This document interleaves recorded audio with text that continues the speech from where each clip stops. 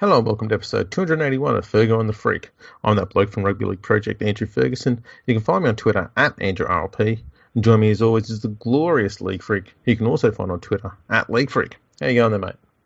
I'm pretty good, Andrew, but that dryer in the background's bloody annoying. It's bloody loud, isn't it? It's so annoying. I don't think that our listeners should have to put up with it. No, they shouldn't. But, fuck it. Exactly.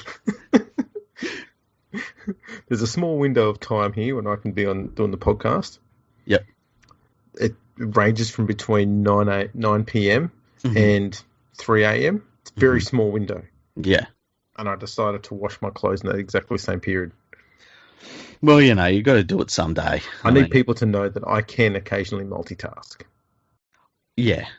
And multitasking is important if you're going to shave your balls. Exactly. And if you're going to shave your balls, you've got to have the right tool for it, And so if you go to manscaped.com and you put in our exclusive code, which is NRL, you'll get 20% off and free shipping. That's amazing. That's a really amazing deal. Now, if you're using the Lawnmower 3.0, it's waterproof. It's got a rechargeable base. It's got a light on it. It's got ceramic blades. It's got a guard. So there's not going to be any nips or anything, okay? You're going to be able to shave your balls in the most,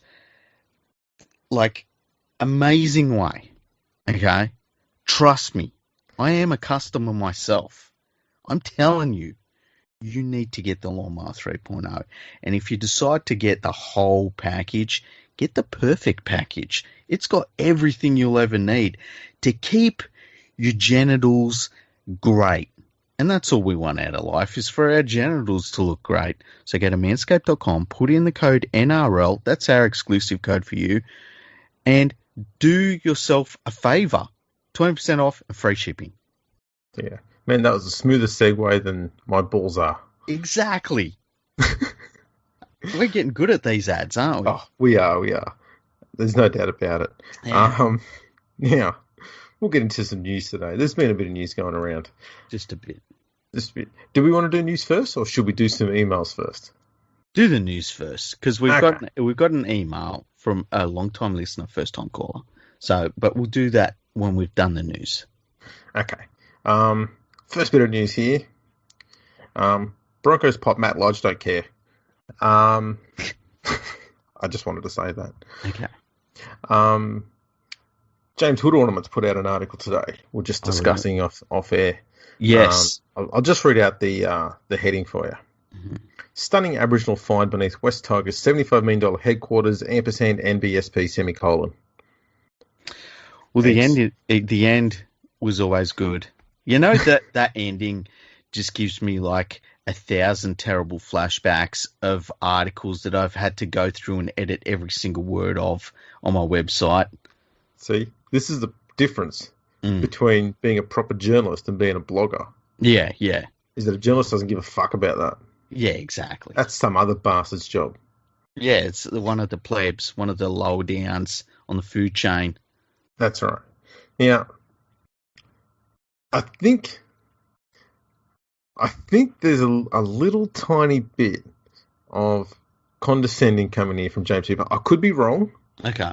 Just my opinion. But I was just reading the opening sentence here. It says, work has been delayed on part of the $75 million redevelopment of Concord Oval, where West Tigers Centre of Excellence will be based after an Aboriginal artefact the size of a thumbnail was discovered. And I think the fact that he focused on how tiny it was, to me, says it's a little bit condescending. Okay. But he never says anything else about the size of it or what it actually is after that. He doesn't go near it. So maybe it's just me being... I want to know what it is. Maybe it was a thumbnail. I was going to say, imagine if it was a thumbnail. That would be interesting. Yeah. I'm actually more interested in what the Aboriginal artefact was. And I generally don't give a shit about the redevelopment of Concord Oval. I've got to say, the fact that they're spending $75 million on fucking Concord Oval is outrageous. Yeah. Why have it there? As we've said before, they should be stationed out at bloody Liverpool or something like that. Yeah. But $75 million? What are they building? Well, as we've seen with the upgrades they did to Campbelltown, that's probably about an extra 17 seats out the back somewhere, isn't it? maybe some new urinal cakes in the toilet. Well, seriously, if they're putting $75 million into Concord Oval, that should be enough to be able to play out the bloody thing. Well, I mean, it'd be easier to park at than Leichhardt. It would be, actually. It would be.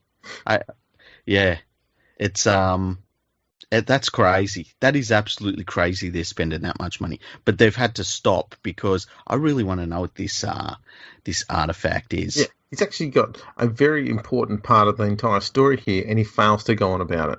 Yeah, that's what we get out of bloggers. Yeah, that's what they do.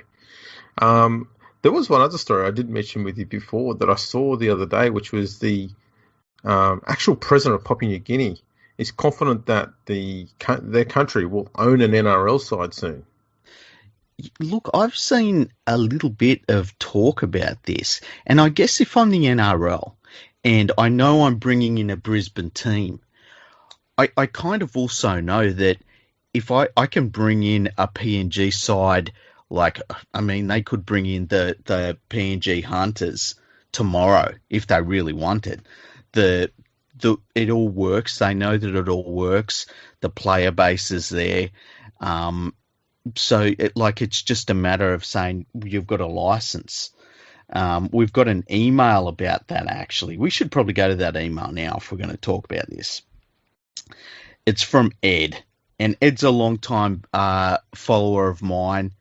He has been following me since the old days of me being on playtheball.com, which I don't even think exists anymore. Was that before you were being an online pest or after? Was there any other type?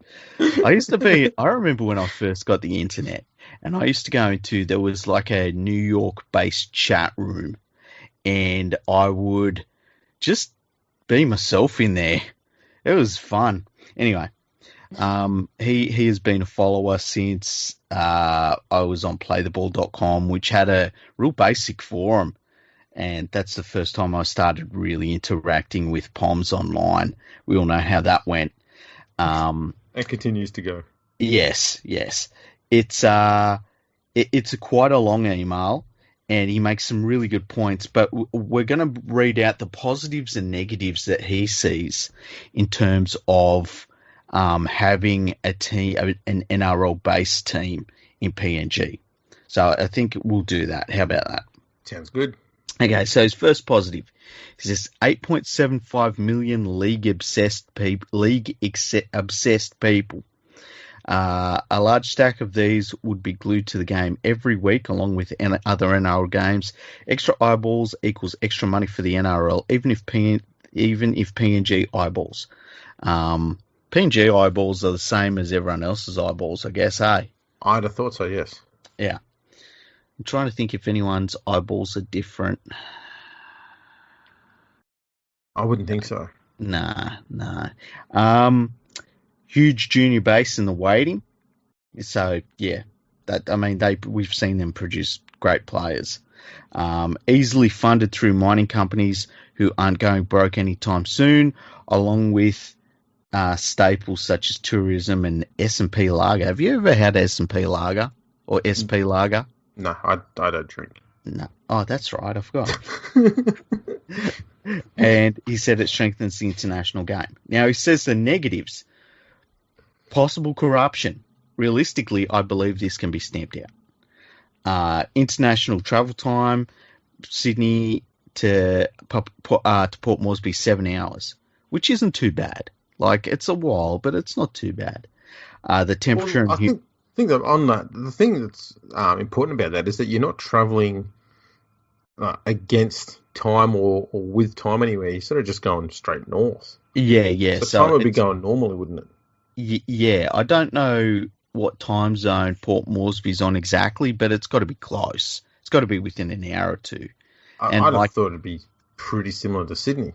Yeah, and the other thing is too, we deal with the time difference between Queensland and New South Wales, which is about 45 years. So, Port Moresby's an hour behind Sydney.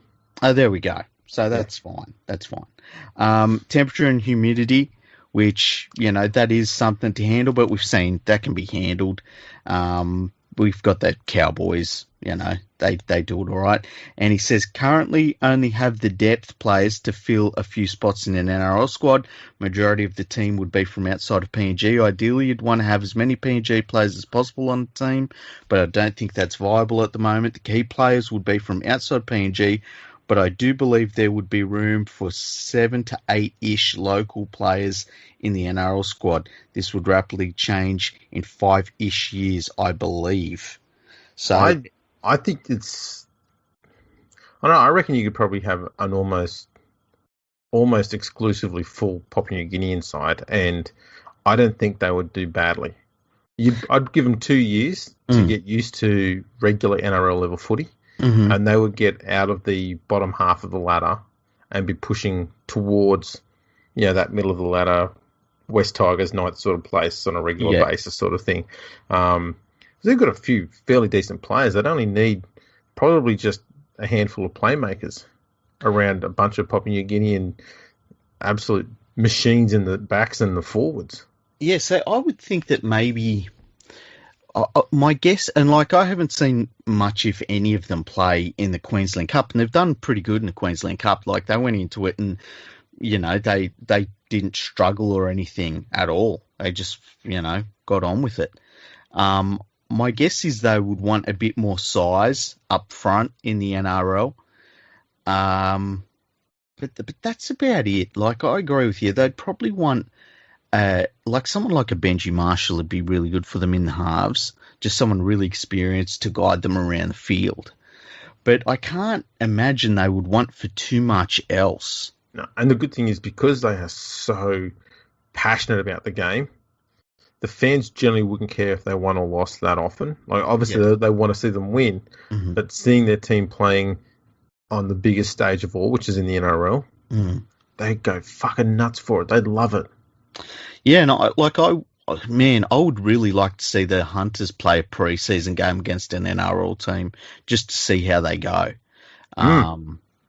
It would be interesting to see what the result of that was, and just the different dynamics between a Queensland Cup team and an NRL team.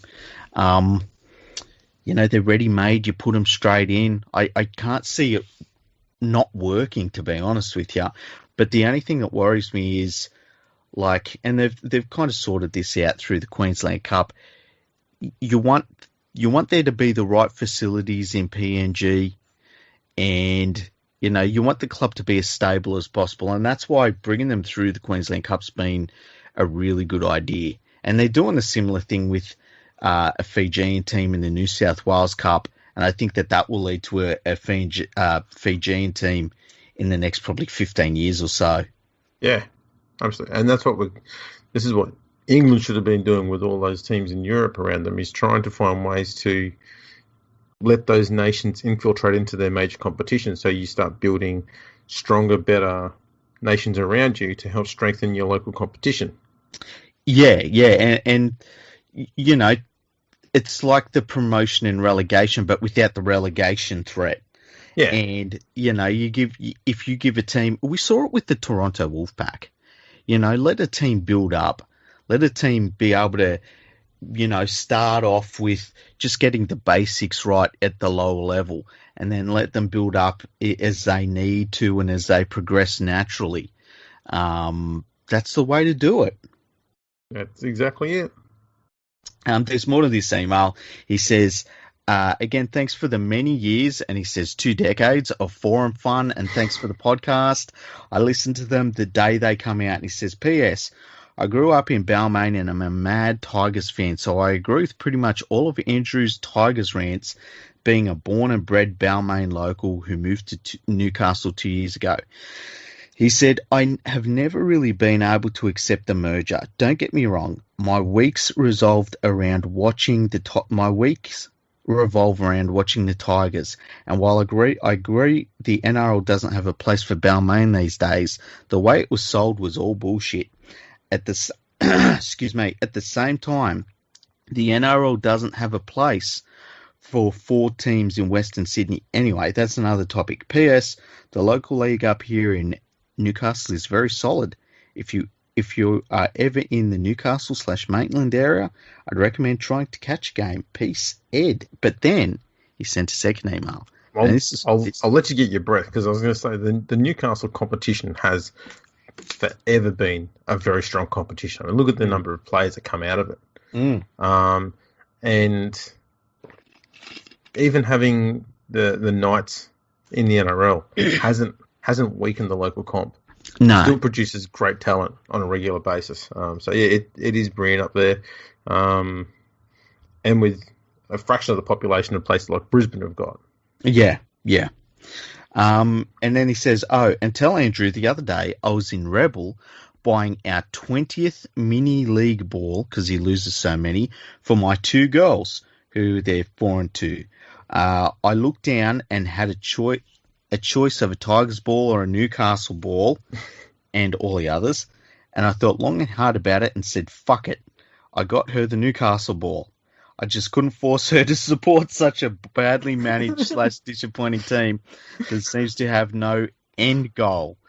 No way do I want her to go through the despair that I get being a Tigers supporter. He gets it. Yeah. The acceptance of failure with the West Tigers and its fan base is so entrenched now. I don't want her to be part of it. At least Newcastle have a true soul and make changes when required in an attempt to make the 8. While not always working, they still have a soul. Peace. And they do every now and then appear in the finals. Yes, that's true. That'd be cool, to be in the finals. It would be amazing. That was an epic email, Ed. Thank you so much for that, and thanks for being a follower and supporter of me and the podcast and everything we do here. Absolutely. Yeah, that I think we're probably going to mention in a future history episode, but yeah, the merger between Balmain and West was a bit of a hard sell. Yeah, but West knew very early on, mid 90s. We discussed that already in a few of those episodes, that they had to merge or die. Yeah. Balmain were told that they could survive for a little bit, but not very long. Yeah. So I can't remember what it was. I've got a feeling it might have been 3 to 5 years was how long they were told they might survive for. And so it was suggested to them that they should find someone to merge with, or they may end up, dying anyway. Mm-hmm. And so that's kind of what happened, is that every merger option that both sides were looking at were clear takeovers of the clubs. And so they went into this half-assed, we'll join forces so that neither side takes over. It'll be 50-50. It's just been fucking balls up ever since. Yeah, and it's been... with 3 blips on the radar in 21 years. Yeah, and it's been... It was a way for them to survive and to get a cash injection and still have some connection to the top grade. And... as you say, like the other merger in the West, in the St George Illawarra Dragons, St George basically took over, and you can say there have been positives and negatives about that merger as well. But yeah, the West Tigers one, I think Ed summed it up great. There's been a real lack of direction and a lack of focus and no plan. Like it just seems they just float along, and if they luck into having success, I mean they've got, they built their success around basically a once in a generation player in Benji Marshall, and you don't get players like that coming to your club very often at all, and that can't be the plan. No, there's still a lot of mindset from both clubs in the 90s in there, and the drifting along season to season is a very Balmain mindset. And the fans just completely accepting the fact that they're just going to be completely shit all the time is a Western Suburbs mindset. So it's good that the fans have been able to merge their mindsets. I mean, the fans have embraced the West Tigers culture better than the actual club has. But no one who's actually running the club is thinking about building the side long term. We've got Michael Maguire at the moment, who's the first coach we've seen in a long time, who's starting to work on that problem he's had. And you're going to hear a lot about him being, a lot of question marks over whether he should get a contract extension, shit like that this year, because, the Tigers probably won't make the finals again this year. I hope I'm wrong, but, I can't say that they've done enough with their roster to genuinely challenge for the top 8 this year. Yeah. But he got in there at a time when the salary cap at the club and a lot of contracts were all long-term, and a lot of players who were fringe first graders were tying up huge chunks of the salary cap. So it's not until the end of this year that he's almost rid the club of all of that, which means next year's going to be his first genuine year with basically the squad he wants. Yeah. And you're looking at, his third year in the club? So it's crazy. It really is. That's how messy they were. And that's the thing. A lot of people talked about the mess that the Bulldogs club was in with their salary cap and the like. Everyone glazed over at the Tigers and their cap management because it was dire and has been for a long time. Well, I guess the Bulldog situation, like if you took that out of the league, that would be the West Tigers role. Everyone would be saying their salary cap's a mess. But it's just the fact that the Bulldog salary cap situation was, it's hard to overstate how terrible that situation was. It's crazy to think that they put together a terrible team long term and managed to have the salary cap implications that they had. And they're still dealing with them. And I think without that situation at the Bulldogs, everyone would be focused on the Tigers and how bad their situation's been. They haven't broken the salary cap laws, but their salary cap use has been terrible. And always has been. Yeah. Utterly diabolical. Well, while we're just on the Tigers, there's an article on Fox Sports 2 that says, Tigers reveal new look halves. Mm-hmm. You click in the story, that doesn't reveal anything. Nothing at all. It just says the Tigers will have new halves for the upcoming trial match because Moses and Boyce got a hamstring injury, but it shows all the teams' lineups for the trial match this week except the Tigers team lineup. So it doesn't actually reveal anything. No one's revealed anything. So I don't know why they put the word reveal there. That's some more good news by Fox Sports. It's fantastic. I saw somebody wrote an article on, I should bring up the website. It might have been Nothing But League. I saw it on Twitter.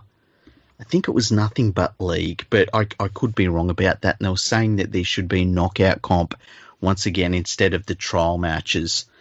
And, we've had this debate about 5 different times over the years. And we've tried it both ways. We just have a bunch of basically exhibition games, which are trial games, or we have a set competition.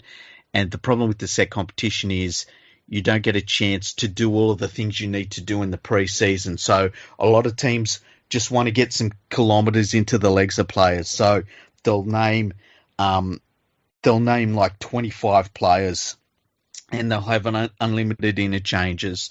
Sometimes they'll have, one team for the first half and a completely different team for the second half. We've seen that before.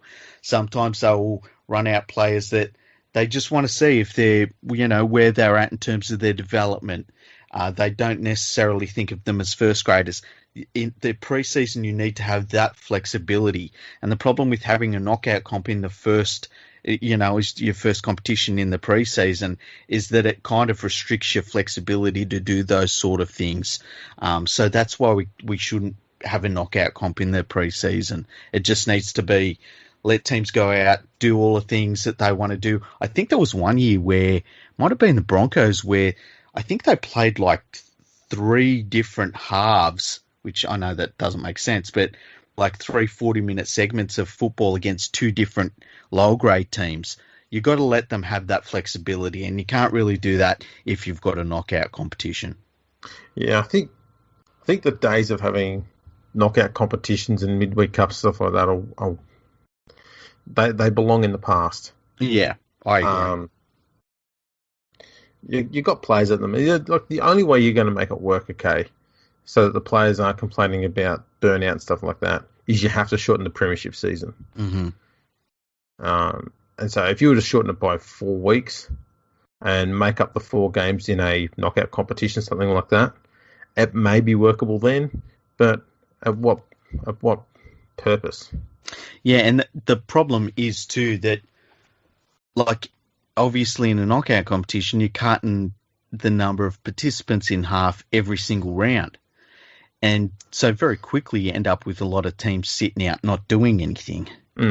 So it just doesn't work. I think the only way you'd make it work is trial games only. And you'd make it so that there'd be, I don't know, 2 or 3 weeks of trial games, okay? Just like they'd always do, but only against other NRL clubs. And just have a normal ladder.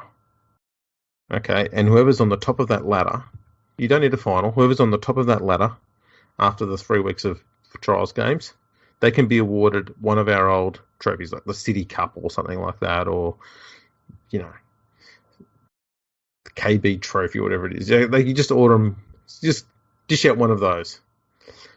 And if you really want to have something where you dish out some sort of prize, something like that, that's the way to do it. That way you're not actually impacting on their pre-season preparation, but you're throwing a trinket out there anyway.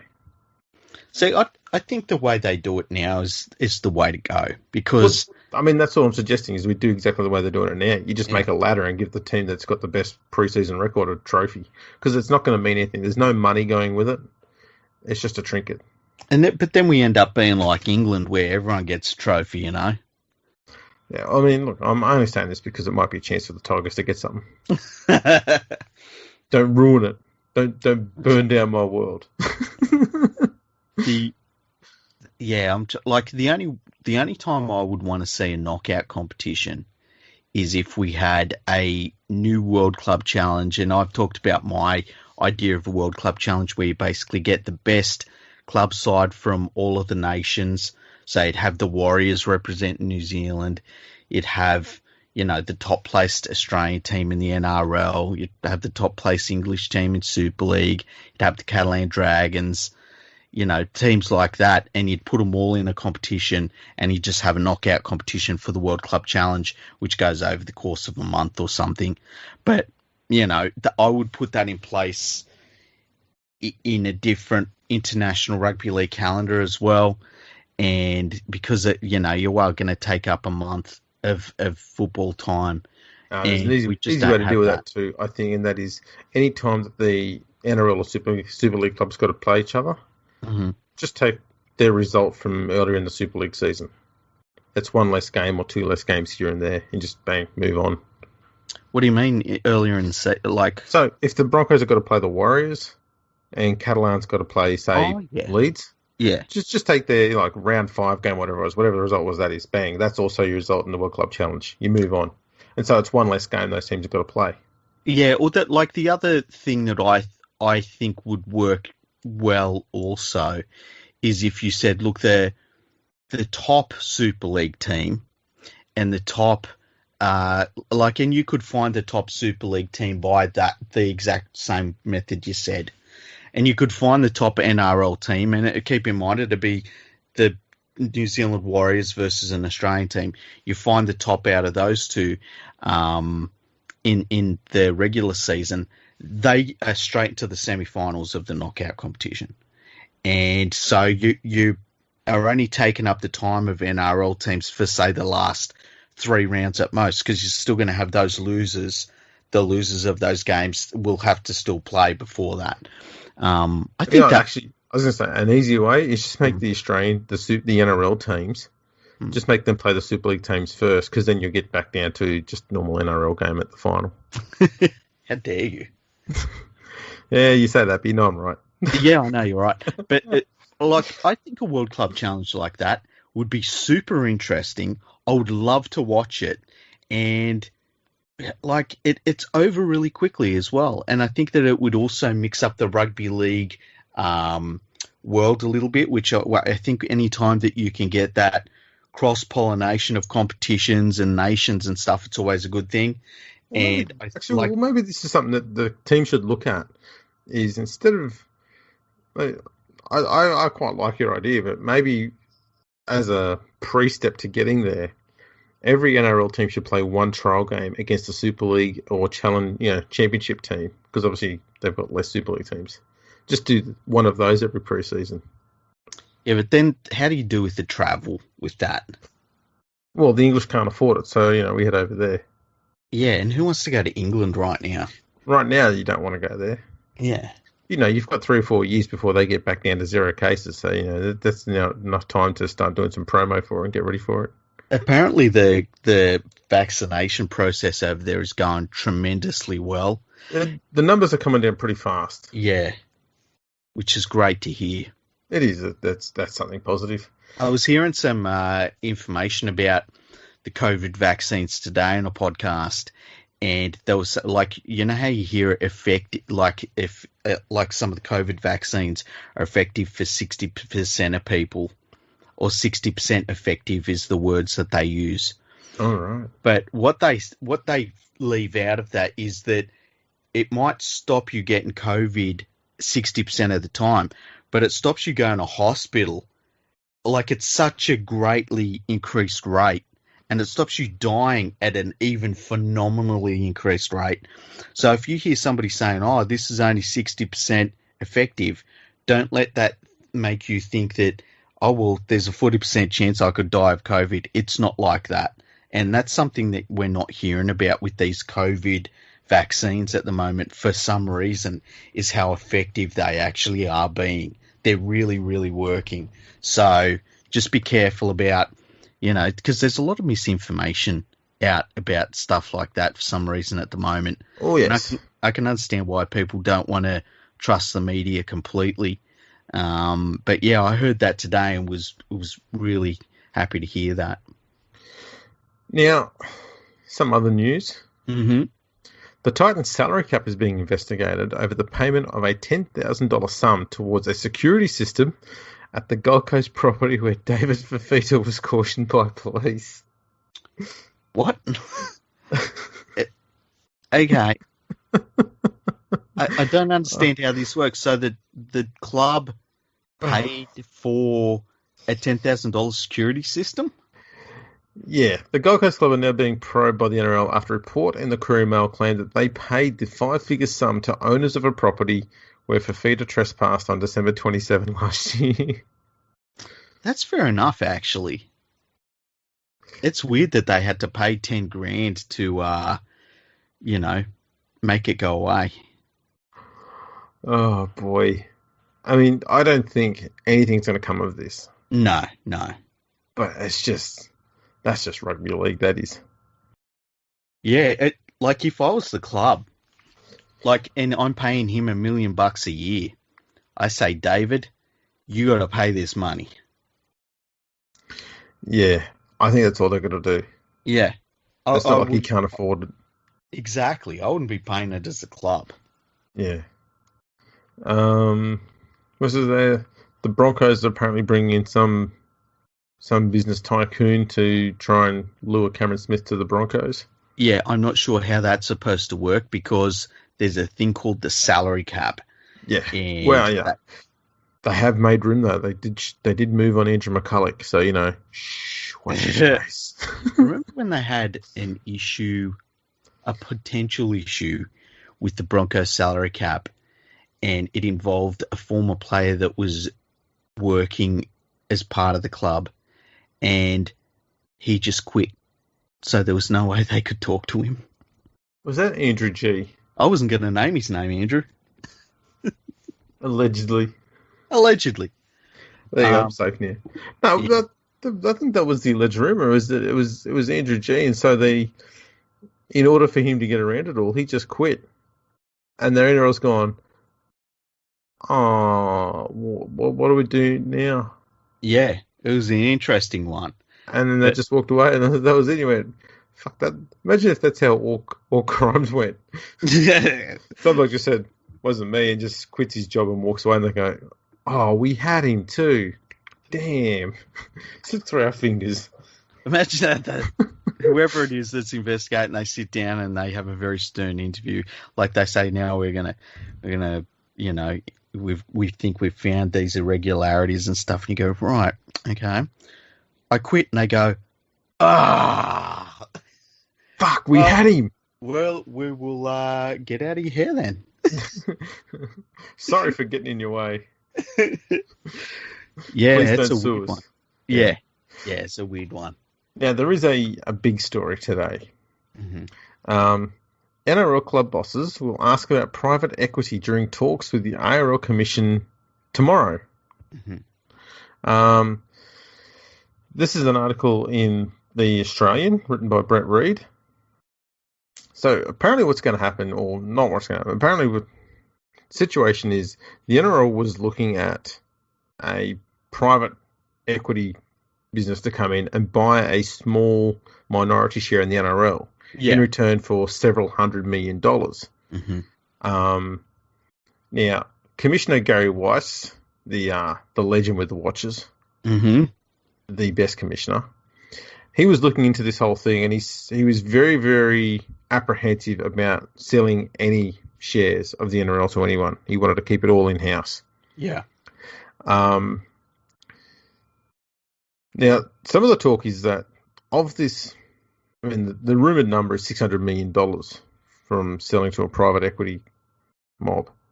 And part of that money would then go to, obviously, the 16 NRL clubs.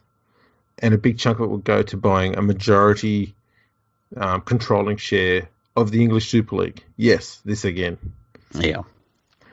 And so we're at a situation where tomorrow, I dare say, all the clubs and Peter V'landys are all going to sit together. They're going to discuss this, as well as, you know, there's also talk that a Brisbane team's going to come into the comp in 2023, another one. It's about funding that as well. I actually believe the NRL, they might have announced that they're going to make an announcement in July about that. Correct. It says here, according to Brett Reed, as it stands, it is a race of three. The Brisbane Jets are believed to be running a distant third behind the Brisbane Firehawks and the Redcliffe Dolphins. Yeah. Now, I wouldn't be surprised if Redcliffe are the front runner purely because they're already operating. They've got their own venue. Not that they'd probably play out of it, but they do have one. Mm-hmm. And I believe financially they're pretty solid already. Mm-hmm. They're not an NRL club solid, but they're doing pretty damn well for a team that's not in the NRL. So they're probably looking at that going, you know what, they're doing all the right things already. And it would be, because of the Redcliffe's on the northern side of Brisbane, it's a gateway to the Sunshine Coast and that massive area of the central Queensland coastline, which is basically untouched. The Cowboys in Townsville are more central north. So I think that's kind of what they're looking at. The Firehawks surprised me that they're ahead of the Jets. I would have thought the Jets were a bit higher up, given that the Jets, formerly the Brisbane Bombers, have been around and trying to get in for quite a while now. So they've got a pretty strong case, and I'm sure they've built up plenty of commercial investors and all sort of thing as well. The Firehawks seem to be something that's just come out of nowhere, and apparently, according to this, they're ahead of the Jets as well. So who knows? I think we'll see, because obviously it's a big prize. I think that we're going to see a lot of maneuvering and publicity moves and things like that in regards to all of the bids. Like I wouldn't be shocked if you got, depending on who was reporting, and I'm not saying the reports are wrong, but depending on who the reporting's from, that could be completely changed in who's in front and why. Because it's a big prize. It is. And I've got a question for you. Mm-hmm. A poser, I'll put it. The new team has been announced to being entered into the comp in 2023. Mm-hmm. Nine has only signed a deal with the NRL broadcasting rights till the end of 2022. Yeah. This is a skeptic in me, okay? Mm-hmm. I wonder if Peter V'landys decided to bring in a team in 2023 in Brisbane, a market that Nine has been demanding the NRL chases. Mm-hmm. I wonder if he put them there in the hope that the NRL will get more money out of Channel 9 in the next TV rights negotiation to make up for the money that he threw away in the renegotiation he did last year. Yeah. Which cost us money after the backlash he got from that, from fans, not from the media. They fucking loved him. They loved it, yeah. It's funny when you save them tens of millions of dollars, how much they approve of that move. Oh, yeah. So I wonder if he's trying to save a bit of face there and make a bit of money back. Well, like, this is a move that the NRL's had to make for, 2 decades now, at the very least. And I just think that it's going to be, the interesting thing for me is we've always needed that second team. We've always needed that football being played in Brisbane every week. And, you know, obviously as a free-to-air broadcaster, being able to give local content that's relative to that area is very important. But you don't add an extra game by adding one extra team. You add the extra game by adding two. So I wonder if they will announce this Brisbane team in July and then really quickly say, and we're bringing in another team, and that's open. I think it would make the expansion process a lot less busy if they do it that way. And where would they be expanding to, given it seems like they've gone completely cold on Perth? Yeah, it really does, and I don't know why Perth should have a team right now. I don't know. I don't know where that other team would be. I wonder if you'd have a second New Zealand team, which is another place where we should have had a team there already for like the last 10 years, a second team. You know, where else do you put a team? I'm not really sure, especially if Perth is out of the question. I wonder if they're looking at Adelaide. You know, you got smaller travel costs. It's a different time zone, but not too different. You know, they're only half an hour different to us on the East Coast. Maybe they do look at the PNG side because, as we said, that's just easy. You just bring them straight in. Who knows? Yeah, Perth just seems to make so much sense. Maybe they're just worried because, you know, a former player has been involved with that process a little bit, and he's not very good when it comes to investment ideas. How dare you? We'll just move on from that. This talk about buying a controlling share of the Super League doesn't seem to be going away. Yeah, and the thing that worries me is that Super League is talking about giving the controlling interest back to the Rugby Football League for nothing. Which, I know that doesn't sound like Super League to give away something important for absolutely nothing, but believe it or not, it could be on the cards. That's insane. This is a process that has happened on and off again with Super League, and that's why I wouldn't invest a dollar in running Super League, because you just get these clubs that they're so wishy-washy, and they'll chop and change depending on how they feel from year to year. You know, one year they're like, oh yeah, we'll have the Rugby Football League controlling us, and then the next they're like, you know what, we can go ourselves. One thing I do know is that the NRL didn't spend $750,000 to try and find a private equity investor. And the other thing that I find weird is that you would give up controlling interest, or not even controlling interest, but an interest in your own competition so that you can buy a controlling interest in another one. That doesn't really make sense to me. No, it's especially when the other one is not very financially viable. Yeah. And the problem they're going to have with this is, I think even if the NRL were dead keen on this move of buying a controlling share in the Super League, they will have not only 16 NRL teams to convince, but 17, possibly 18. Mm-hmm. And it would actually, I would suggest it would potentially take money away from those clubs because they'd have to share it with some of the Super League clubs and the running of that. Yeah. No, that's not generating much income. I've got a question for you.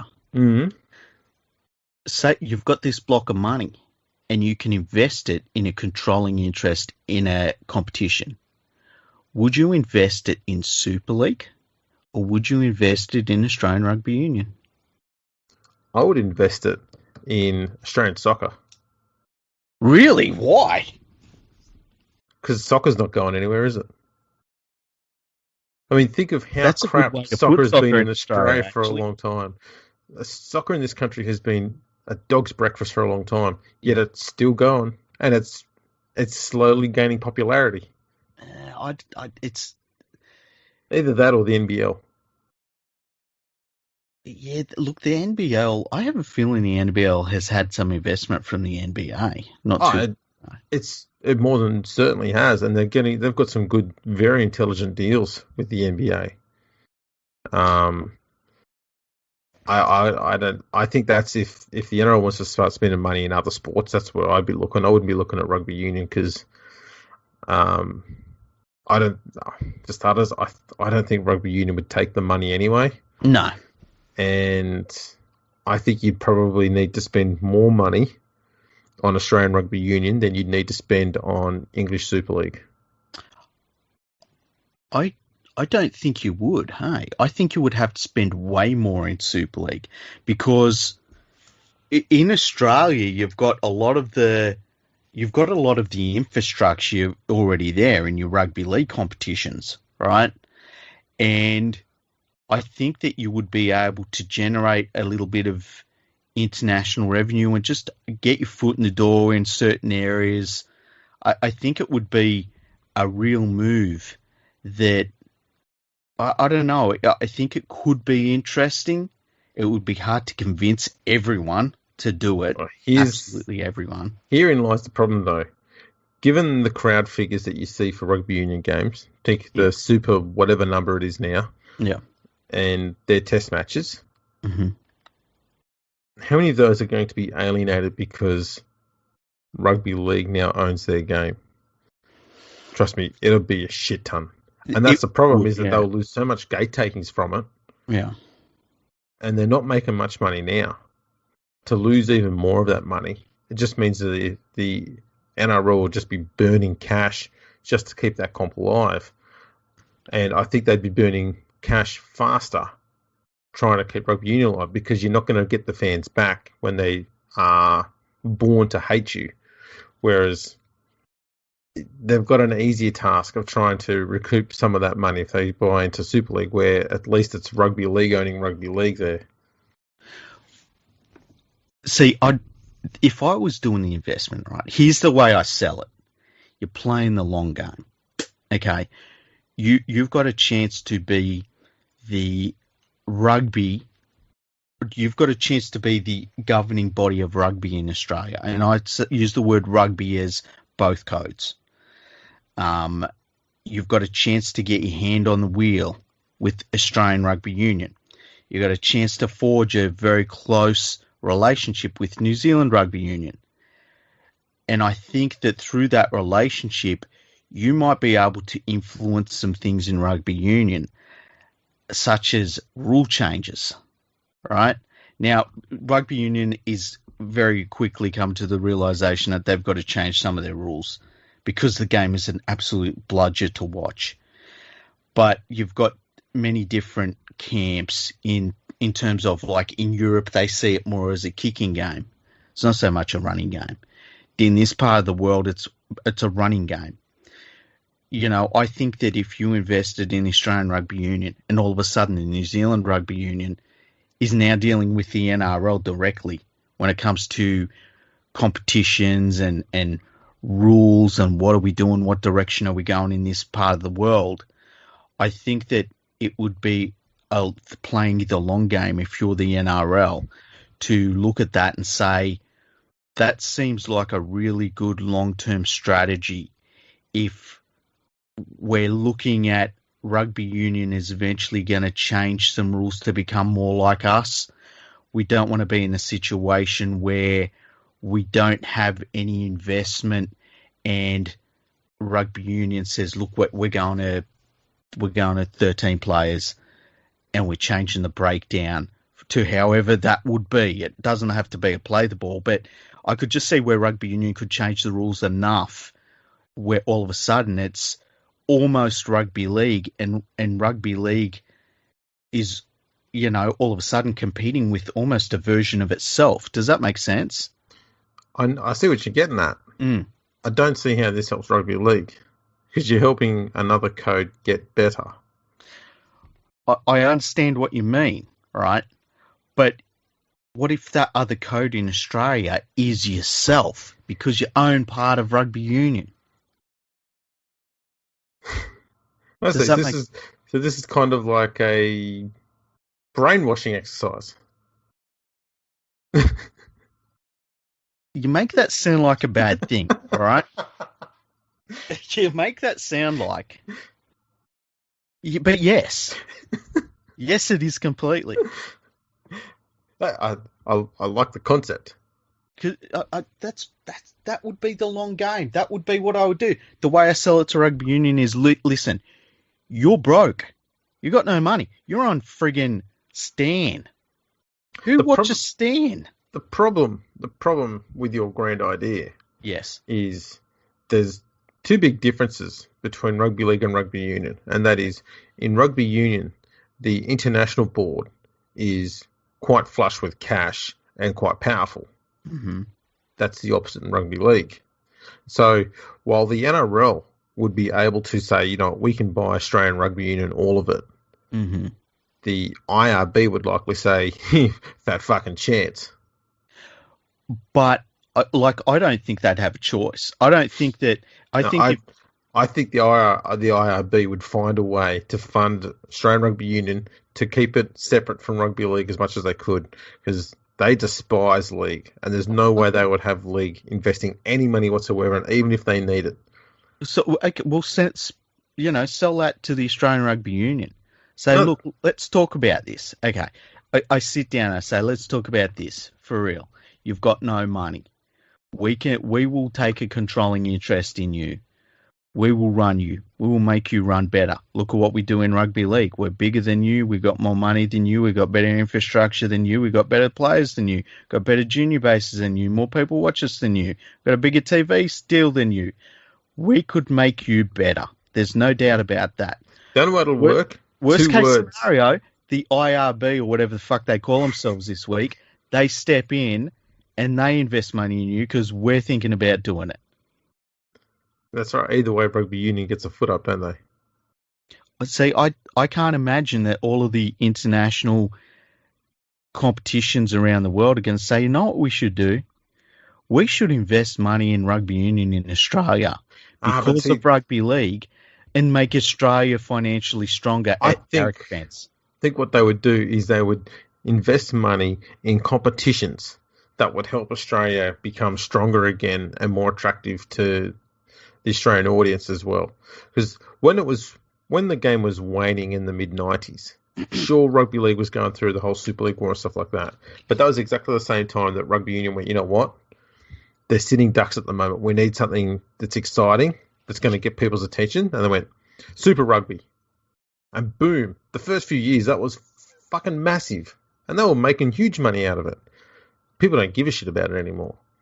So that's all rugby union needs to do, is just come and say, you know what, we're going to come up with some fancy new great idea for Australian Rugby Union. We'll be able to pump money into it. It'll generate some income. We'll get some sponsors in, blah, blah, blah, blah, all that sort of crap. And that's what they'll do to try and hang on to it. But I was going to say, to make your idea work, 2 words, shelf company.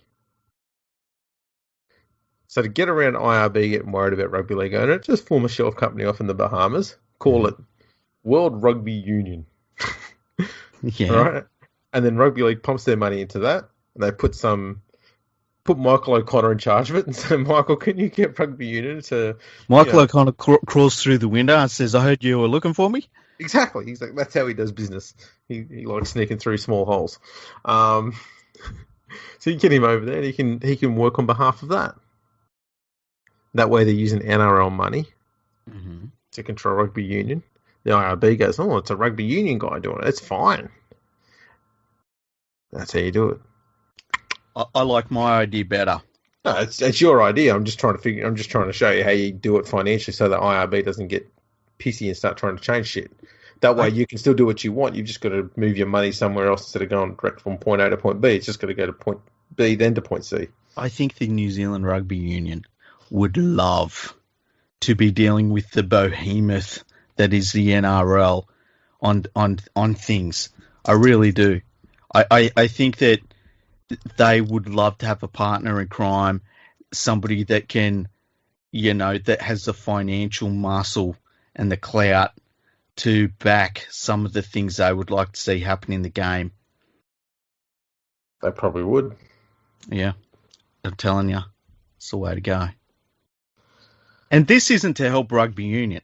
This is to end it. I'm thinking the long game.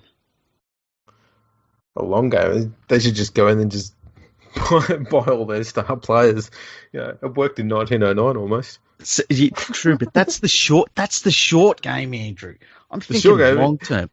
I'm planting the virus. I'm investing a little bit of money on the side in Australian Rugby Union, and the virus. I'm planting the virus. We've got a Prime Minister at the moment who proudly spruiked before he became Prime Minister. He was a rah-rah fan. Mm-hmm. But the minute he became PM, he realised he's got to get in touch with the workers, so he started carrying around NRL gear. Mm-hmm. Because rugby league has long had that image of being, for the working class person. Yeah. Whether that's still true today is another discussion. Mm-hmm. But he made that switch. So how's about we put him on the spot and say, you've got to pick one. Which one are you going to support? The working man's rugby league or the university bloody coffee-nosed rah-rah people? Make him pick one. Mm-hmm. And then we banned the other sport. Why not?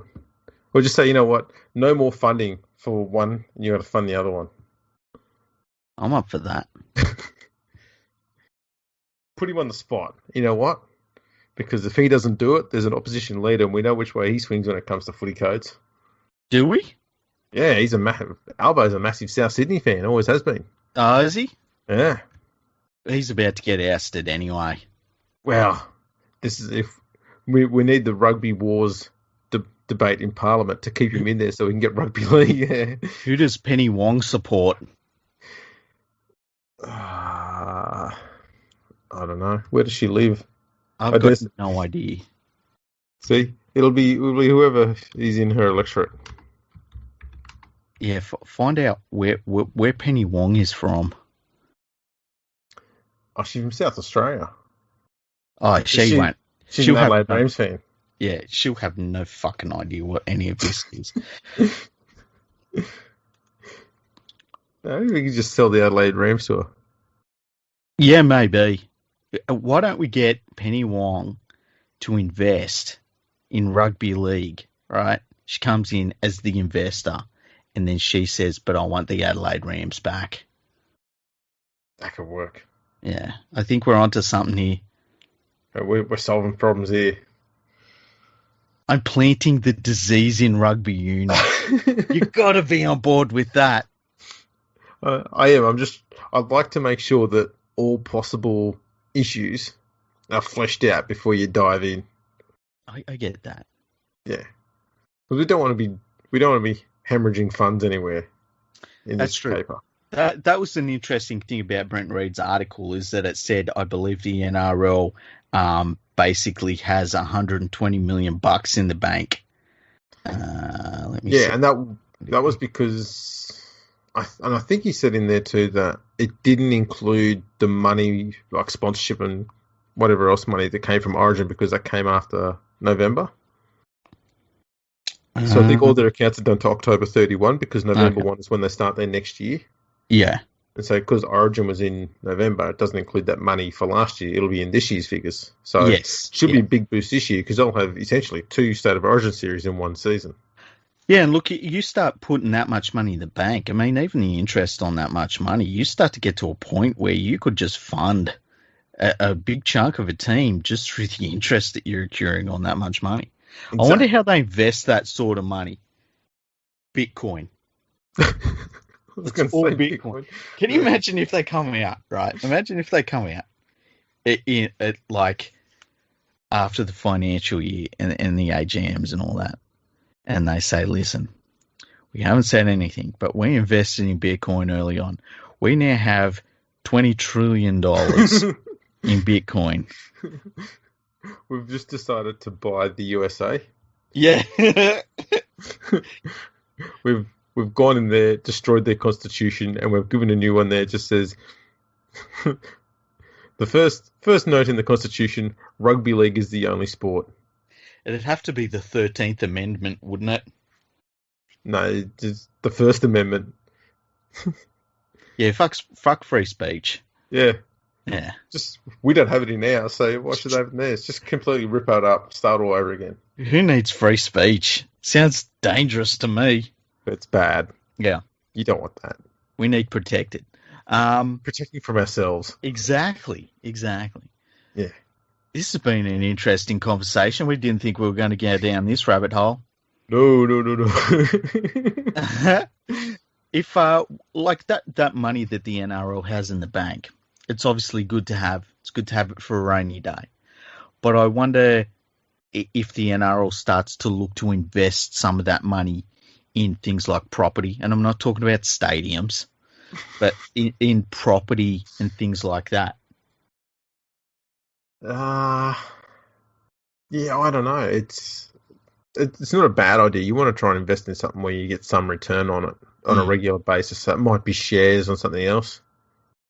So, because it'd be pretty handy to be getting a return on shares every July when your current financial years run October to November, November to October. Yeah, good to get a little bit of extra cash coming in. Yeah, 3/4 of the way through the season. Yeah, it's interesting because, I would personally, and look, I guess the NRL is run differently, but me personally, I would look at that much money and be like, this needs to work for the game. Yeah, or you'd probably look at that money and go, think of all of the Iron Man helmets I could buy with that. I've got all the good ones. Yeah, but now you could have all of them. I'm trying to tell you, I do. No, not just the good ones. I'm talking about every single one ever produced. I'm telling you, I do. I actually do. I saw one at Kmart. Yeah, I don't have the shit ones. Oh, you can own the shit ones as well. I got a Mark V, which opens up really cool. I've got the Mark. I got the Mark, I think 46, which is very cool. I like the design of that one. And I've got the Mark 85, which is the last Iron Man helmet. Spoiler alert. So yeah, I've got the good ones. I don't know what you were talking about then. That's all right. Somebody will. So do you reckon we're done for the news there? It's been a pretty good chat.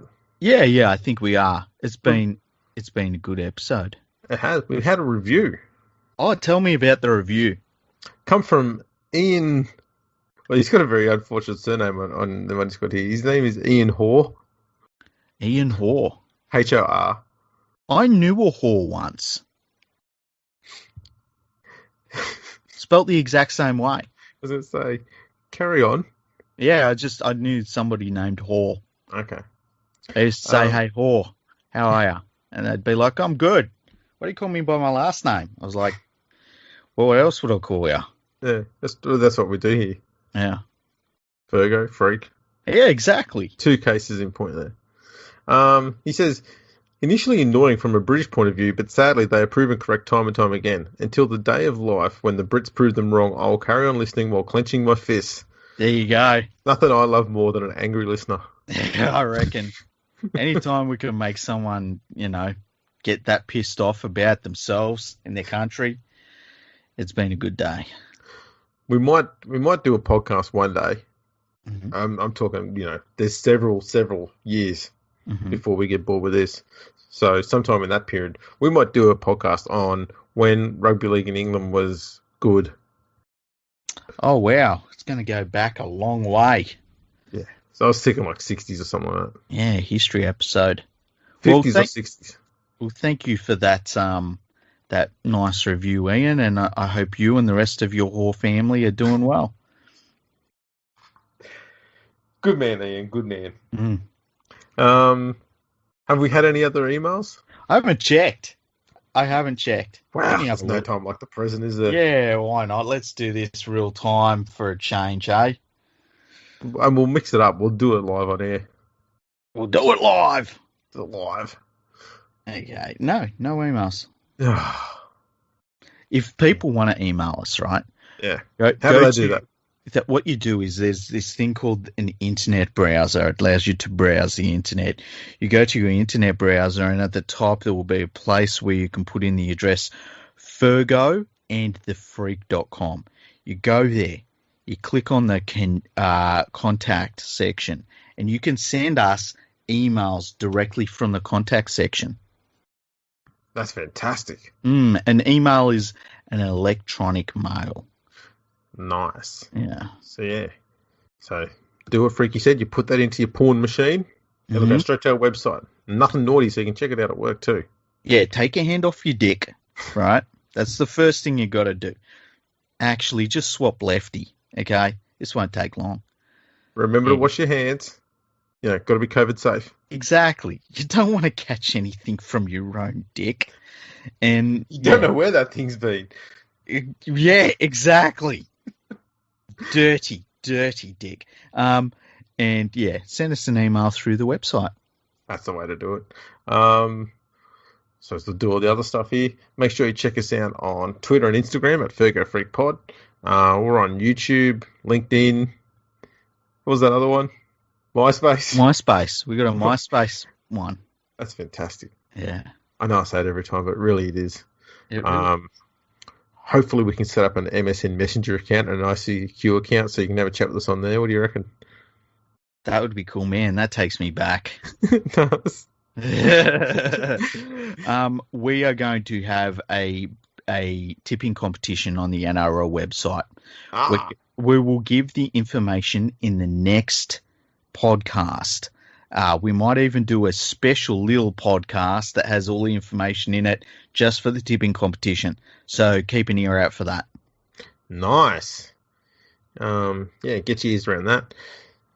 Make sure you check out Freaky's Patreon. You go to patreon.com/leaguefreak. Go there, give the bloke cash. Last I heard, he's down to having like 3 or 4 coffees an hour, which, I mean, this is a dire situation. So people, give me some coin. I actually was thinking today I'm drinking way too much coffee, But yeah, Patreon is just a way that you can support the websites and just if you enjoy what I do, you know, it helps a lot. It really does. It goes towards my website costs and anything I'll need for the podcast. But if you want to help the digitization of rugby league history, not just in Australia, but all parts of the world, you've got to go to patreon.com/RL Project. It's the place to go to help with the digitization of rugby league history. And you know what? You get amazing things like the Rugby League Project Annual for 2020, which you can get on the Rugby League Project website right now for free. For free. That's what we do. See, the money you give the RLP Patreon account allows us to produce that and give that back to you for free, so you don't have to pay for it. I am currently trying to find out if I can print a few copies off and people can buy them at cost price. I'm not trying to make money out of those, so I'm just trying to find a cheap enough and good enough printer to do that so you don't have to pay too much, because obviously postage and shit. So stay tuned on that one. See how I go. It is the #1 annual in rugby league. And dare I say it, rugby league's new Bible. Wow, we're not religious, so we'll have to give it another name. What's another thing apart from the Bible? Yeah, what's another well-known book that's not a Bible? Yeah, this is tough. I've It could I've be got just. I was going to say it could be Rugby League's new Hanson. Rugby League's new what? Hanson. What's that? Yeah, you've not heard of the Hanson? They're the books that they put all of the conversations and minutes in from all the government talks and stuff in Parliament. Oh, really? Wow, Yeah, I bet that's fascinating. Oh yeah, you can go there and read about all that. Objection, Your Honours, and all sorts of shit. I don't know what the girl goes in there. Courtroom stuff. Who knows? Who knows what goes on at question time? Don't they just yell at each other? Pretty much. Someone's writing down all the yelling. Yeah. Blah blah blah blah blah blah blah blah. Will the minister please shut the fuck up? Blah, blah, blah, blah. That sort of stuff. Politicians are great, as we're seeing right now. They tell you that they know everything until such time as they have to deny they knew anything. Yeah, well, when their political, career is on the line, yeah, then they don't know shit. Yeah, exactly. Unless it's a good idea or a good thing, then they know all of it. Yeah, yeah, they're all as bad as each other. We are politically anti. Yeah. They're all like we don't like politicians. We're politically agnostic. Agnostic. There you go. That sums that up pretty well. We should start our own political party. Do you want to do that? There's an idea. We're going to need a few staffers. We're going to need people from every state, so we can have someone try and get a senator in every state. Yep. So we've got, because the hardest one would be to find someone in South Australia. So we got Julie, South Australia. Yeah. Obviously, I'm doing Victoria. You're doing New South Wales. Yep. We need a Queenslander. Yeah. Do we have a Queenslander? We could get Matthew McCarthy. He could do Queensland. Someone from the Territory, Northern Territory. Don't know anyone there. I can't think of anyone that jumps in. Someone from Western Australia. I can't think of anyone that jumps out there. Someone from ACT and someone from Tasmania. Yeah. So get all of those. Did you see some dude said that he thought that he'd found the Tasmanian tiger? No. Yeah, there was a guy. This was really weird. It's a guy, I believe he was drinking a beer and recording a video of himself saying that he had submitted video to a museum in Tasmania, and he believes he has recorded footage of 3 thylacines, which is the Tasmanian tiger. Mm-hmm. Now, he said that it looks like a breeding pair, and which are a little bit ambiguous, but then there's a pup, I guess you would call it. I don't know if you'd call it anything else. And it's that the pup definitely looks like a Tasmanian tiger, which would be interesting. But it got a lot of traction during the week, and it was just based on this video. It's really weird. Have you seen the video? No, I have not seen the video. Apparently, he submitted it straight to this, museum or something like that, and they're taking a look at it. I feel like if somebody submitted a video, right, and you turned it on and there was a thylacine in that video, they wouldn't sit on the video. I feel like we would know pretty much immediately. Yeah. So, stunt, you reckon? Well, this guy did. He has said that he's seen the thylacine before, and it turned out to be bullshit. But we'll see. I'm going to need to see the video. Like I say to everyone, I'm going to need to see that on video. Exactly. Yeah, maybe this is an idea that we can work on for a bit of promo for the show.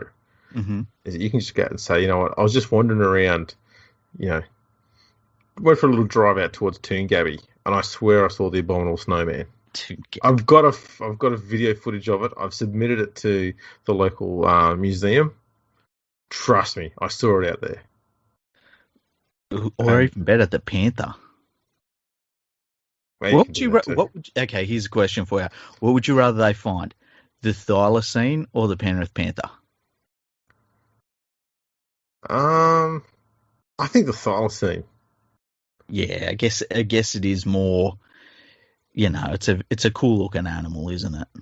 Yeah, and it's exclusively Australian. Mm-hmm. That's Or true. even more so, it's exclusively Tasmanian, which just makes it even more obscure. Well, from memory, I think it was across all of Australia, and then dingoes helped eradicate them from mainland Australia. And that's why we call it the Tasmania tiger, because we turned up and they're only in Tasmania. So this obviously leads me to the next question, and I'm sure you know what it is. What do they taste like? Well, Did the bloke actually go into that? no, he didn't. Well, Hang on. Did he see a thylacine and not try and eat it? Well, he only had video of it. I mean, He must have been pissed. I know I've seen videos before where I've thought, man, I would love to taste that, but it's never been of a thylacine. My guess is, I mean, they're a marsupial, but I don't know. Like, I don't know what you would line it up with. I know, like, say, mountain lion tastes really good, but it wouldn't be anything like a mountain lion. Like, I just don't know. So yeah, I reckon it might be a little bit porkish. You reckon? Yeah. Who knows? I wonder what a thylacine smelled like, hey? I don't know. Yeah. It's a good question. Yeah. Maybe we should have asked this bloke before he submitted his video. We should. Imagine you say, what does a thylacine smell like? And he goes, peppermint. It's like, then you're like, oh, shit. Let's ruin that for us. We don't need that shit. I bet we could get that dude on the podcast, hey? He'd probably be keen. Yeah. We'll get our people to get in touch with this people. Should we try and do that? I can go for it. Yeah. But somehow try and skew the conversation into talking about rugby league where you can. I've had some really good interviews lately. Yeah. Imagine getting him on. Yeah, it'd be good fun. I still would like to talk to someone that's been attacked by a large animal, like a shark or I don't know, anything like that. Bengal cat. Yeah. You've been doing it for hundreds of episodes, mate. Do you reckon you could? Have you ever tried to wash your cat? Oh yeah. How does that work? Yeah, I've got lots of scratches and scars all over my hands. I could imagine. Because, see, the Bengal's claw has more of a hook on it, so when it goes into your skin, it latches the fuck in. Oh, really? You literally have to grab hold of it and curl it back out and unhook it. Oh, which is not easy to do when the thing is stressed out to the max because you're trying to get into the washing machine. So, you know. Isn't that how everyone washes the cat? It was really hard when it was the top loader too, because he put his all legs out. You couldn't quite push it down, so you had to use a stick. Pushing the spine. In 2010, you could have made a really funny video where you were just putting your cat into the washing machine. But if you did that now, even as an obvious joke, everything ends. Oh yeah, everyone gets upset. Yeah, it sucks. But that would have been a funny video. That's all right. Can I just say before we finish up this episode, ampersand NBSP semicolon. Okay.